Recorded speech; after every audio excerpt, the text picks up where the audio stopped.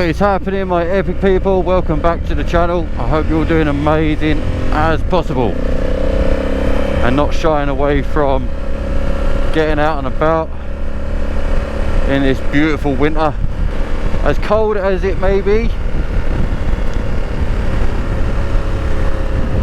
as windy, as wet, icy in places. You can still ride, on the contrary to what people might have you believe. On that note, I think I didn't even plug in my heated gear, so hang on, let's make a quick stop. Stop just up here, I reckon.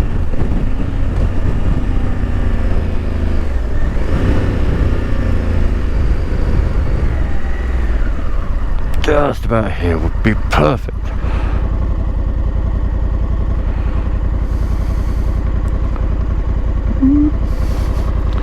And that magic button down the bottom. Right, let's get toasty.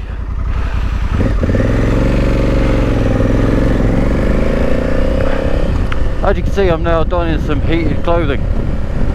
I did get the Kite Shorty heated gloves and the Kite Extreme heated jacket. And I'll have to admit, it is lovely.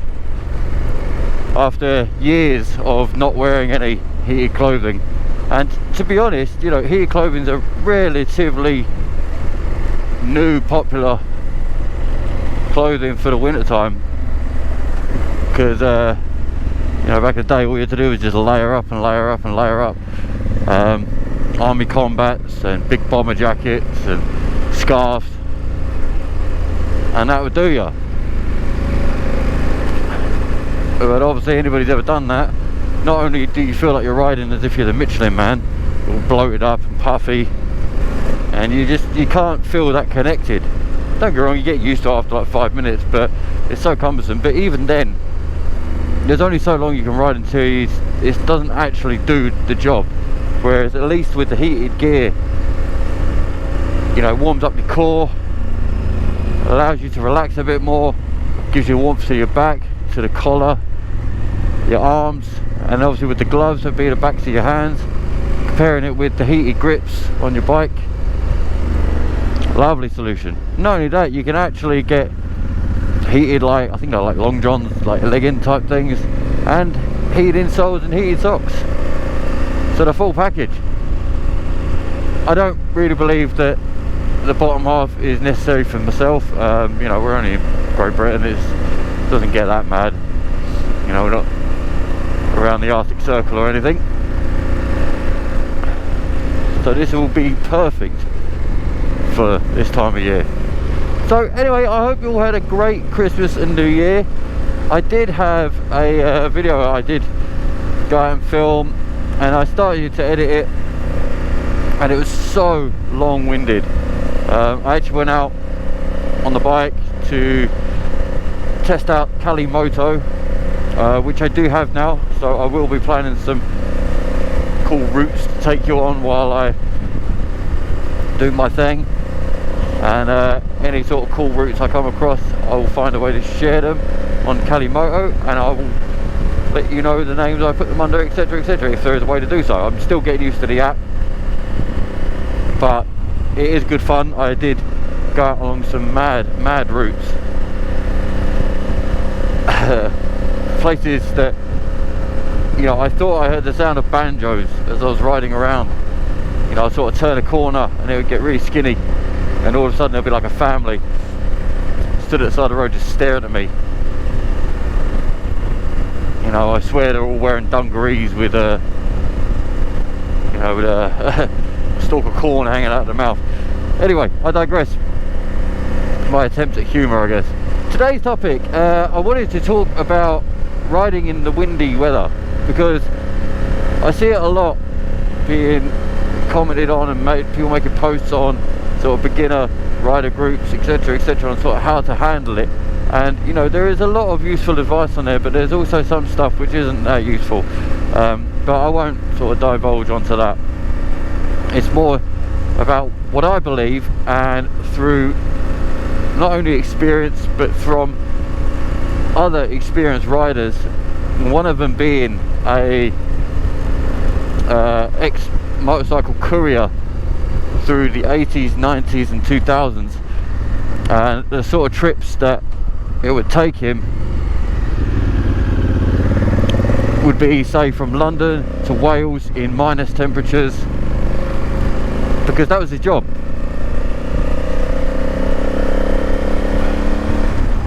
You know, nearly catching hypothermia and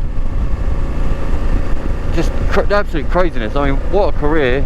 You know, deliver packages on your motorcycle. Would you like to get paid to ride your motorcycle? Yes. So even sort of through the worst days, it's still a cool job. I'd love to have done it. Unfortunately, I sort of missed the mark on when would be a cool time to do it. I believe that I didn't really want to get into delivering Deliveroo and things like that, you know, food takeaways, that sort of thing. I like more the idea of the sort of roughness of an old banged up CV500 hurling through London. Anyway, I digress. So with the advice from this experienced courier, I managed to figure out a good formula for myself for the wind. So first things first, rule number one with engaging winds, whether it be crosswinds or winds hitting you in the chest, it's all about staying as calm as possible and expecting it. The trick is you need to know it's going to happen. There is going to be wind. Even on a nice sunny day, there's going to be wind sometimes. And the first time you feel it on your bike, I'll be honest, it can shit you up. Because you feel like it's going to blow you right across.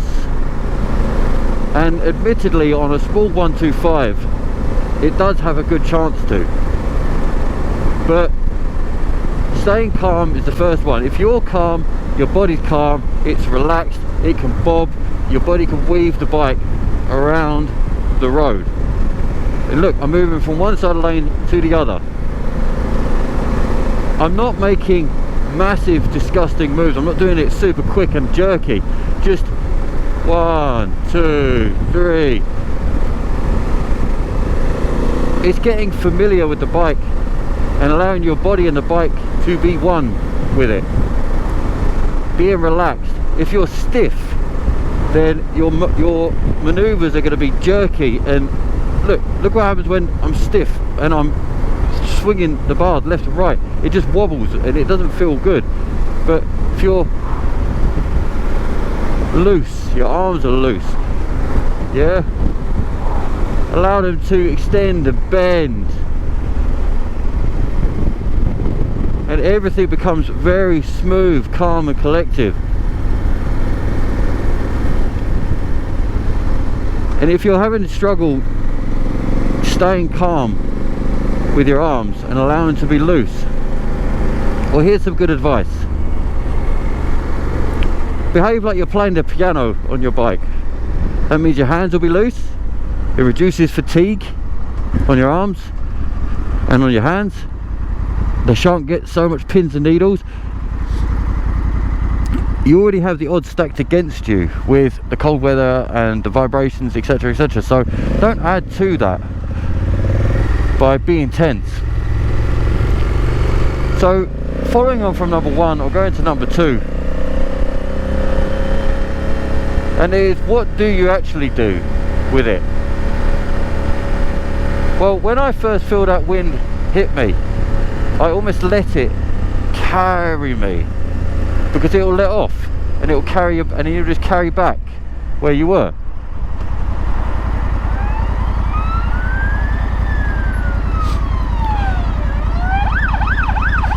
Oh, hope that's not too bad. There's a lot of bikers out today. And while we're here sat at the traffic lights, also the wind can be quite jaunting. The best thing to do at the traffic lights is get a nice stable footing. Try to avoid sort of sticking your leg into any ruts, but also because of the wind, you got to know which way it's coming from, so you can almost fight against it when you're at a standstill. And my suggestion is to sort of sit just a little off the bike and almost cup the bike between your leg and your knee, around that area. And if you feel it sort of blowing one way, you sort of anchor out your leg. A little hard to explain, but give that a go. Try to experiment with that.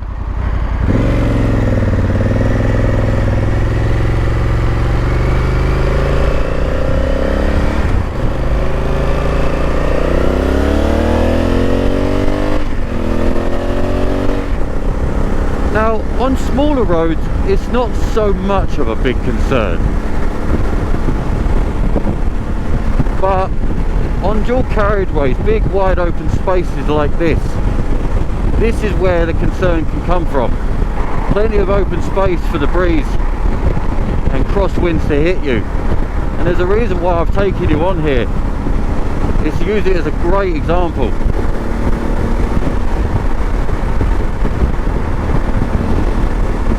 That sort of following on with what I was saying about it, letting it just carry you, this is very important.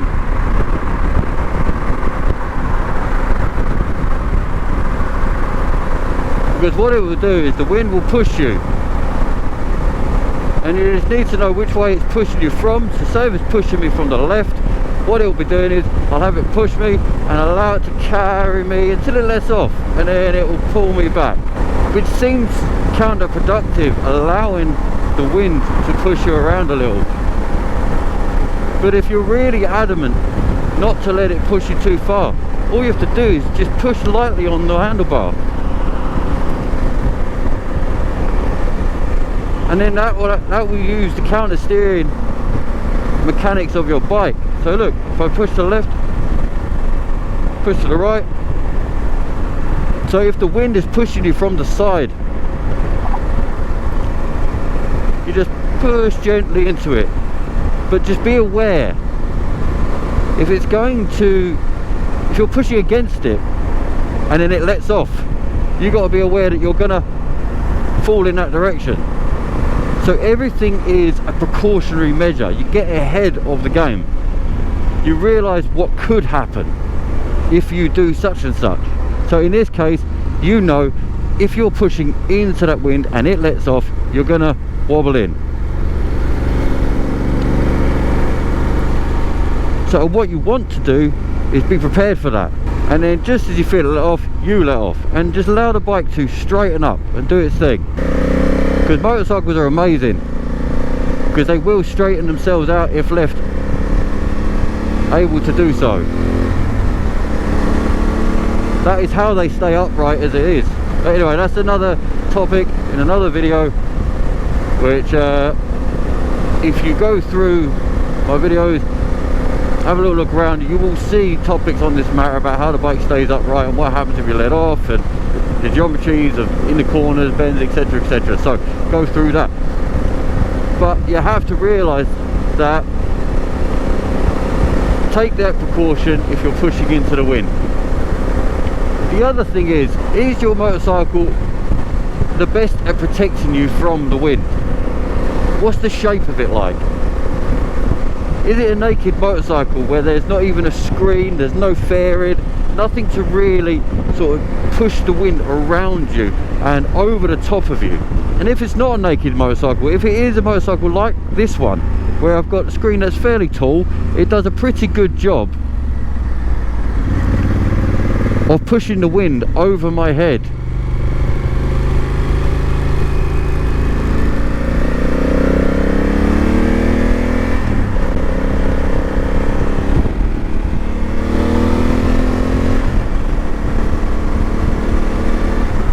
And the fairing and the fuel tank here, it does a wonderful job of pushing the wind around me and not allowing everything to just hit my body. So So that's something to think about. Now I know this isn't the best example of it because I haven't actually bought them for this bike yet, but hand guards, keeping the wind off your hands, because that can get really cold. Stay there, motherfucker.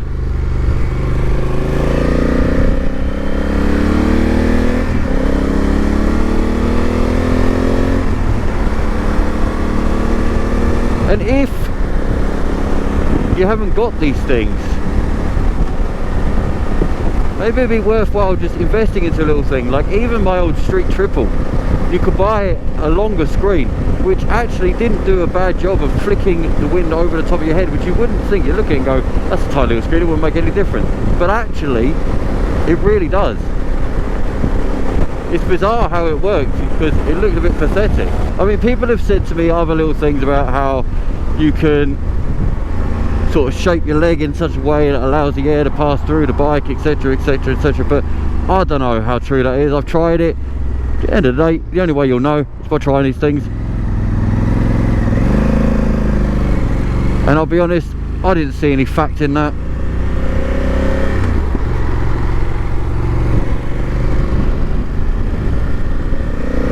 Maybe it's just on certain bikes it works and certain other ones it doesn't, but I don't know, I've never found it to work.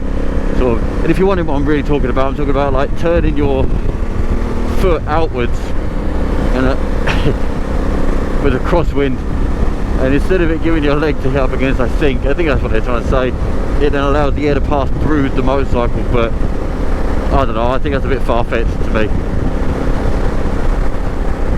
But there's not much to it with wind.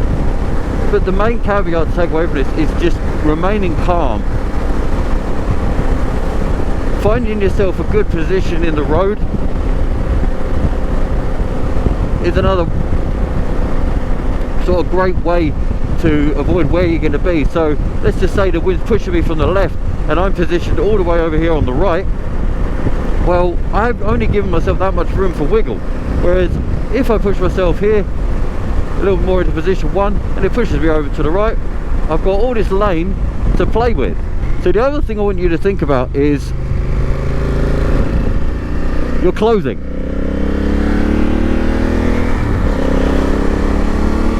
Are you wearing more slimline clothing, or are you being caught in the wind like a sail, like a big bag on top of your bike? Because that's going to create wind resistance. If you have a wind heading into you and you're blown up like a big sail, it will push you back more, it will create fatigue, make you quite exhausted. But if you're wearing quite slimline clothing, and this is why I recommend going down the heated clothing route, simply for the fact that you can wear this heated jacket underneath your normal jacket without a hoodie, without jumpers, and puffing yourself up, and stay really relatively quite slimmed down. Why it's taking me this long to buy something myself, I don't know, but here we are, and I am so glad I did. So have a look at the gear that you're buying and just think, am I going to be too puffed up, too large, and when the wind hits it, it's going to end up yanking you around a bit. Anyway guys, doesn't need to be an overly long video. I'm just running over a few little tricks to help you along, because I know it concerns quite a few people, and I'll be honest, there's a big reason why I decided to do this video. Because a little while ago, when my wife was going for her CBT, she did it, she got through it, passed, happy days, she was very, very happy. It was something she didn't know if she could ever accomplish, and she did it with flying colours. But we went out on a ride together, and one of the things that caught her out was a crosswind. And through that, it made her jump enough and lost concentration, and ended up pulling the bike into a ditch because she thought that's where the wind might blow her. And I thought for anybody else out there who might have the same fear, then this video should hopefully help you. Now thankfully my wife was alright, she's tough as nails. You know, she ended up in the ditch and, you know, we straightened the bike up, she was okay, we rode home, took her at a very gentle pace just to get it home. I mean, what a woman. You know, crashes a bike into a ditch and still decides to ride it back. That's incredible. Not everybody can do that. A lot of people are too shaken up and don't want to ride. So, hats off to you. So anyway, I do hope this has cleared up any sort of myths, anything that might help. And if there's anything I didn't mention, because, you know, I am on a bike, I'm riding around, you know, thinking of absolutely every little thing. It's not always the easiest, but I certainly enjoy getting these tips out to you guys. But as always, anything else, drop it in the comments, drop me a DM on Instagram and what have you. Always happy to help, and we can always discuss it further. But for now, I'll wait for the next video. I will catch you all real soon. Safe riding. Peace out, ladies and gentlemen.